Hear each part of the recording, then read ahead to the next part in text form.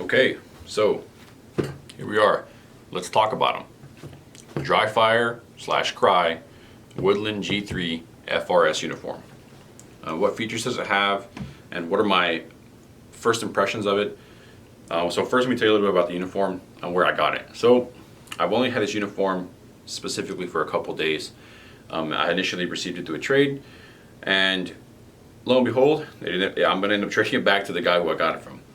But nevertheless, I wanted to make a quick video about it because I think it's such an interesting piece, and I tried to look some stuff up on YouTube, couldn't really find much about it. There's a couple videos on there, but I felt like, you know what, let me make a bit more of an in-depth one. So today, I just want to talk about maybe what makes this uniform unique. The first and foremost you're going to find is probably that it's in a woodland pattern, right? Woodland uniforms are kind of not that they're super rare, but they are kind of hard to come by, especially in good condition and for a lower price. Okay, so first, let's talk about the combat shirt. So the combat shirt is cut basically identical to a regular G3 outfit or regular G3 uniform. All right. The only noticeable differences, in my opinion, from your normal G3 uniform is obviously going to be the label, right? Because it's different than a regular G3 label, and probably going to be the fading. From what I've heard, these uniforms fade pretty quick.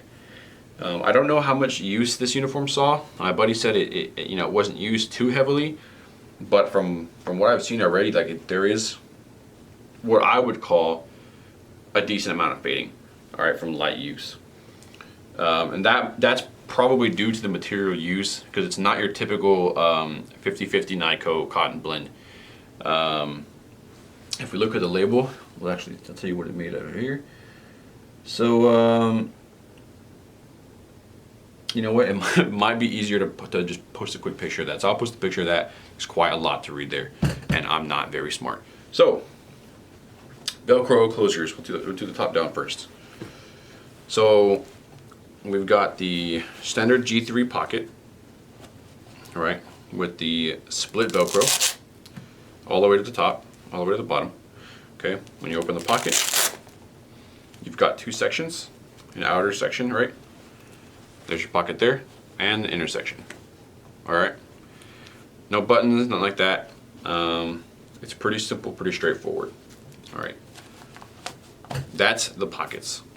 They do have angular cuts, and unlike a true spec uniform, which is basically just a big flat block with Velcro lining the whole thing, this is actually not a pain in the ass to unvelcro and kind of annoying. So that's nice. All right, pockets are both identical, with the exception of one thing. On the left side, on the left shoulder, you do have a pin pocket here. All right, so you can put a pin there, or a Sharpie, or whatever, what have you. And also on the left shoulder, you have your actual Crye Precision little logo here. So take you to that. I want to talk about the collar as well. I did try it on. I did find that the collar was nice. It does have a quite of a thick, collar piece, but that's pretty helpful when you're talking about using slings and whatnot, and preventing rubbing and whatnot. Obviously, you're probably not going to get rubbing from your 15 minutes of flat range time with your sling.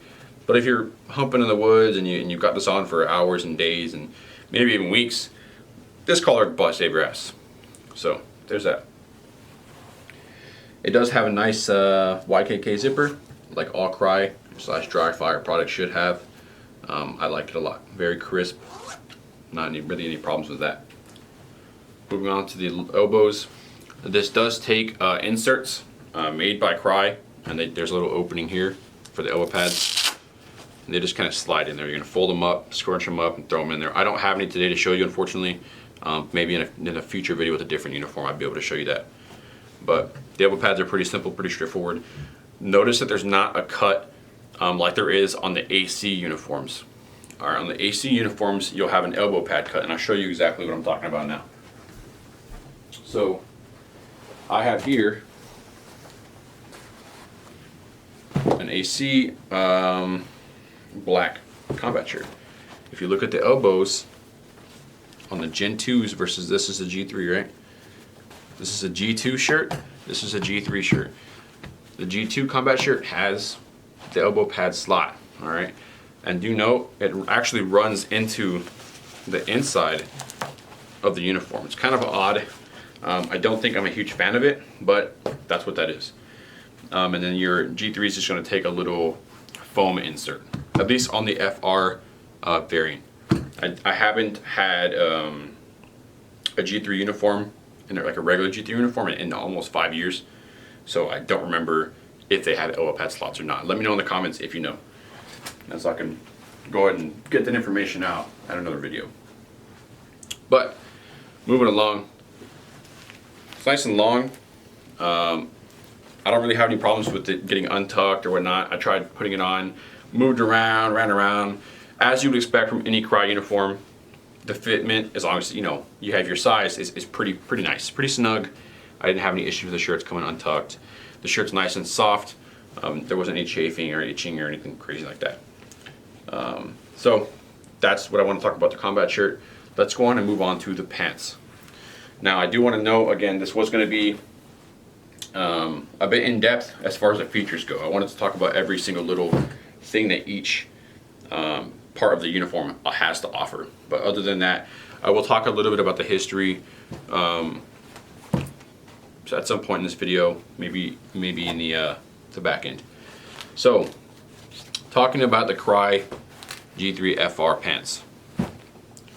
At a first glance, they look nice. All right, they feel nice.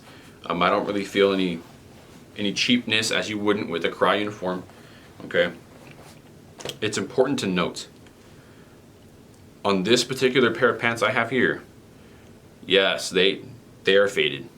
All right, I've seen some pictures and videos of some newer FR uniforms, and they look very vibrant, very crisp. All right, again, I don't know how much time these had, but they sure are faded. Okay, so I do want to say that. They do take the standard Airflex knee pads. It could be the Gen 3s or the Gen 2s or the Gen 4s. Whichever one would work for you, whichever one you like. I have Crye, I think these are the G3 Airflexes, or G3 Airflexes in here right now. But let's talk about these from the waist down. Starting with the waist, you do have kind of a more of a flatter, I would say, waistline cut. Unlike on the G2s have a bit more of a risen waist. Hopefully I have a pair of G2s coming in the future, and I'll be able to talk about those in another video, and you'll be able to see what I mean. The G2s have a bit of a higher waist line. So opening them up, you're going to find the tag for these on the back left pocket on the inside. All right, so here you'll see the Dry Fire Combat Pant G3 FR-S. So that's the tag. Okay. There's a couple other little places you'll see it, but that's the big main one. Obviously, you've got the nice stretch panel that Crye always makes. I love it. I don't know what I would do with that, man. That stuff is awesome. A little bit of, if not that it feels padded, but it's nice and soft and cushioned. It's wide for the hips and the waist, so that's nice if you're running like a thicker battle belt. You'll run your inner belt through here, and your outer battle belt will go obviously around the belt loops. So we've got another YKK zipper here. Okay. Note that not all Crye uniforms have a zipper. Some of them have buttons and whatnot, so it's important to note. I personally prefer to have buttons. I like buttons because if something were to break in the field, really hard to repair a zipper in the field, if at all.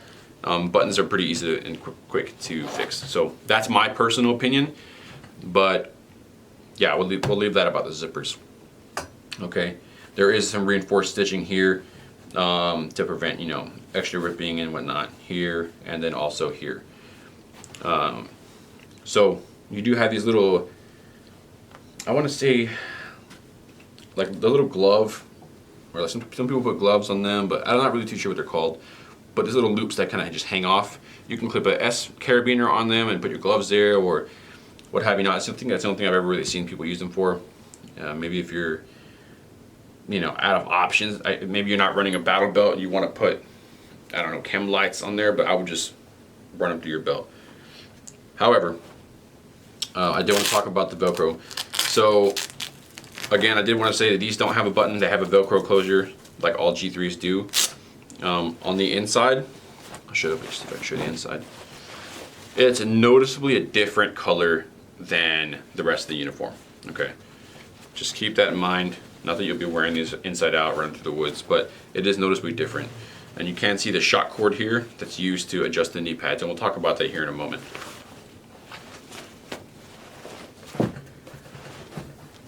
All right, so as far as pockets are concerned, we do have a knife pocket or maybe a pistol magazine pocket here, and that's going to be just below your standard like hand pocket or whatever. Now these pockets right here are quite decent. All right, they're a little bit deep.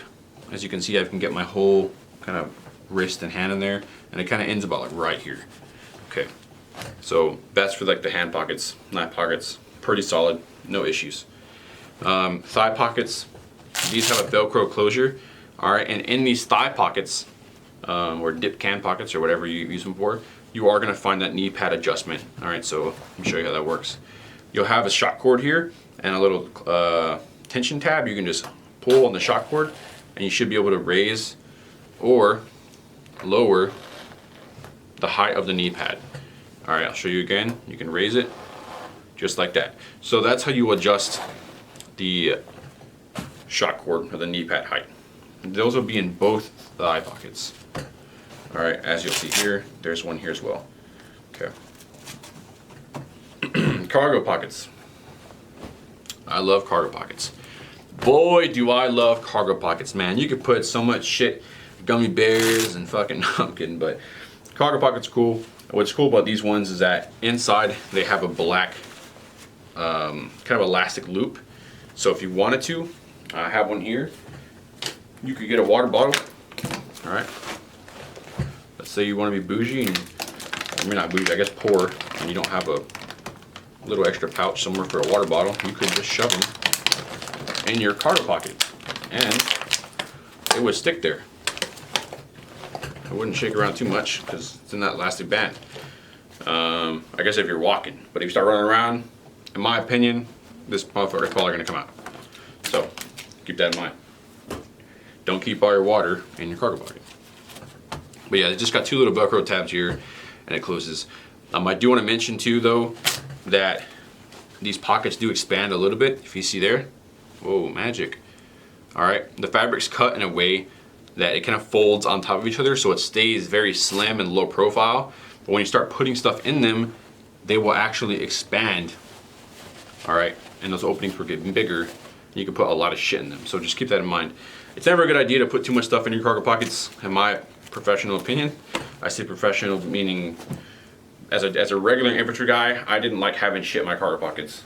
It's always hitting your fucking knees or banging you up. Don't get me wrong, there's a time and a place for it, but I don't typically like going to that place. So we've talked about the pockets in the front section. We will go to the back after I do the rest of the front on the legs. Knee pads. I want to talk about the knee pads. Now, if you haven't been talked about Crye knee pads, I think these are some that don't get talked about a lot. Crye knee pads have a decent amount of cushion here for your knees. All right, I've been running Crye knee pads for maybe 9-10 years now, and you really can't fuck this up. These are nice. All right.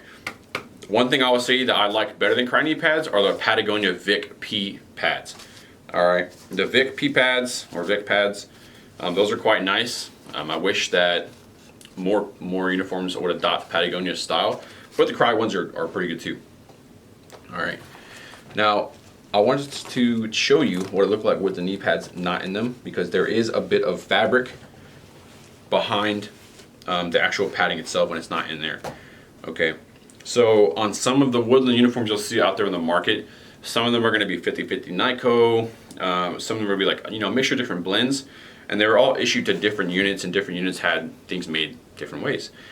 On this specific variant, there is kind of like a closure for to protect that stretch panel behind the knee or in front of the knee right here. So that just works because There's Velcro lining the rim of the pants like that, and it's pretty simple. All right, it's the same Velcro used to secure the pad. You just get your little material. All right, just spread it out. Just lay the Velcro on itself, and there you go. Now it's covered. So if you're not running knee pads, you don't have just a big green blob. All right, that can get all torn up when you take a knee. At least have this little sacrificial bit of fabric for you. But that's really that as far as what's concerned with that. So lastly on these pants, we do have the, I'll talk about the Velcro on the back side. We do have the ankle pocket. All right, the ankle pocket is pretty simple. I don't really think I've ever really used an ankle pocket, but hey, it's there if maybe you're like a seer dude and you want to put like, I don't know, fucking whatever seer dudes will put in there. Maybe a sealed, like waterproof matching fucking cotton and wax, or, you know, I'm not too sure. I'm not a seer guy, but I would imagine you'd put like last resort shit in here. I wouldn't think you'd have fucking like your fucking sector sketches and, you know, all the important shit that you need down here at your ankle. But hey, whatever you do is whatever you do. I'm just the messenger. So now here we are at the back of the pants. Okay, very reinforced seating. All right, nice. I've seen a lot of Crye pants that despite the reinforced stitching will still blow out. All right, so sometimes guys are too thick, or sometimes guys are too thick. All right, so whichever way you go, left or right, try to get the appropriate size uniform. Don't think, oh, I wear a size 38, but let me try and see if I can squeeze into these 34s, because it's not gonna work out for you. It's not gonna work out for your balls. All right, it's very uncomfortable. Okay, so with that out of the way, I want to talk about these from the top again. On the back side, we do have this very nice stretch panel. All right, you'll see here I have some pilling. All right, again, I don't know how well these were used, but they were clearly used. All right, the G3 uniform is going to come with these black tabs, and this is to adjust the weight. Now note, let's say, for example, these ones are a 34, right? 34 long technically, but one thing I've noticed is that you absolutely will not be able to go like up. All right, so if you're like a 36, you're not gonna fit in these. This is from my personal experience. You will not fit in these because they don't really allow a lot of give. All right, they don't allow a lot of stretching outwards. But with these black tabs, let's say you're a 32, gonna wear some 34s, you can just use these tabs. All right, see the material there? You can use these tabs to adjust the pants to a little bit tighter, so that way you can be more effective with them. All right, we do have some belt loops here, 2 on each corners, or 2 on each, you know, ends of the pant things, and then 2 here towards the center of the back. All right, I don't know if I mentioned the ones in the front. There were 2 in the front as well. So all in all, it should be 6 belt loops for the Cryes. So the back pockets are zippers. All right, I'm not a fan. Not that I ever really used back pockets, which I guess might be the reason why they went with zippers, but again, I don't like zippers, and me personally, one time I was wearing some G3s and I just sat on the zipper wrong and it fucking hurt my ass, and ever since then I've hated zippers. So that's might be because, you know, rare chance or whatever, but after that, completely turned off by zippers. On the left thigh pocket, we do have under the Crye label, okay, just as you do on the left shirt pocket, as mentioned earlier in the video, okay. But the deepness for these pockets, again, not too bad. All right, I can get my wrist in there, I can spread my hand out, so they go to about right here. All right, I can kind of get my hand like about that, just to give you an idea. Now, with the thigh pockets, I showed you those earlier, so I'm going to go ahead and skip those, but I do want to mention down here in the groin area, there is a stretch panel here. All right, in the G2s, I don't believe that there's a stretch panel here. I haven't worn the G2 pants in a while also because I've been running Patagonias for such a long time. But if I'm not mistaken, there's no stretch material down here in the crotch area. And let me tell you, this shit right here is mint. All right. The stretch material for your crotch is fucking awesome. All right. So props to whoever it was that created that, because thank God that shit fucks. Okay. Down here, you have your knee pad kind of, I want to say like tightening strap, securing strap. This is to secure it to the back of your knee.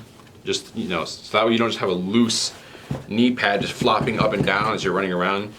You can get it, Velcro it, and create that tighter kind of lock around your leg. All right, so it's more like squeezing your leg like this. All right, so that way it's secure and snug. Some people don't even use them. I do occasionally when things get kind of interesting. I'll start to secure them. But that's an option for you. I do want to note, for the knee pads, there are some guys that will actually insert the whole knee pad, right? Let's see if I can do it here. They'll insert the whole knee pad into the pants, kind of like this. Now, again, this is to each their own. Some people like it, some people don't. But you see how the knee pad is completely into the pocket hole, and then they'll get the actual fabric itself and lay it over the top of the knee pad. So this is cool if you don't want those, you know, big bright tan pads, not that they're bright, but those big tan pads kind of showing. You can still have your padded uniform while covering it with the Woodland flap. So I think that's really interesting. I've never actually ran them like this, but as I've done it just here to show you, I think it looks kind of neat. But going back to what we're talking about, so the pants on the backside. The rest of the leg is pretty simple. At the very bottom, you're gonna have a typical combat uniform Velcro strap. All right. Most of your combat uniforms like TMC or Emerson or Patagonias, I think Arc'teryx has them. You're gonna have this little Velcro thing here at the bottom. I don't use it. I've never had a reason to, but if maybe you're using, I don't know, some kind of like some gaiters, something like that, that might come in handy. But that is basically going to be it for the uniform. If you have any questions, please feel free to message me. I can try and answer them, or I can reach out to my friend who has them. I'll be mailing these out today. And yeah, I'll try to get those questions answered for you. Just be aware that if you go on like eBay or even like Facebook, these uniforms, these G3 Woodlands or the FR Woodlands are gonna run you, depending on your size, anywhere between $300 to $600 for a single pair. If the brand new prices at least. All right, you might be able to find them cheaper. Maybe if you get lucky and there's, you know, a guy who just doesn't want them or whatever. But they're kind of expensive. Okay, so keep that in mind. If you were like an airsofter, and let's say you're still in high school or whatever, it might not be the wisest move to go below $600 on a Woodland uniform when, you know, maybe you want to use something a bit cheaper. Or hey, maybe you're training up and you want to use the real shit, by all means, you know, spend your Chuck E. Cheese check, get some Woodland Cryes, and then work another month and buy the shirt. But I overall think that this uniform is very nice. I think it's real cool. I think the history behind it is real interesting. I will give a brief overview here after this. I'll show you some videos, hopefully throughout the entire video. I'll put some clips in there and whatnot for you, of the Woodland uniform being used overseas or in certain training environments. This uniform was issued to elements of the Marine Corps and elements in the Army, and that being like MARSOC and like Special Forces. I want to say Special Forces was getting the 50-50 NICO blend, but I'm pretty sure at some point this probably fell into somebody's hands. But this is for sure issued to like MARSOC guys. So there it is. Hope you enjoy the video. And yeah, have a great day, guys.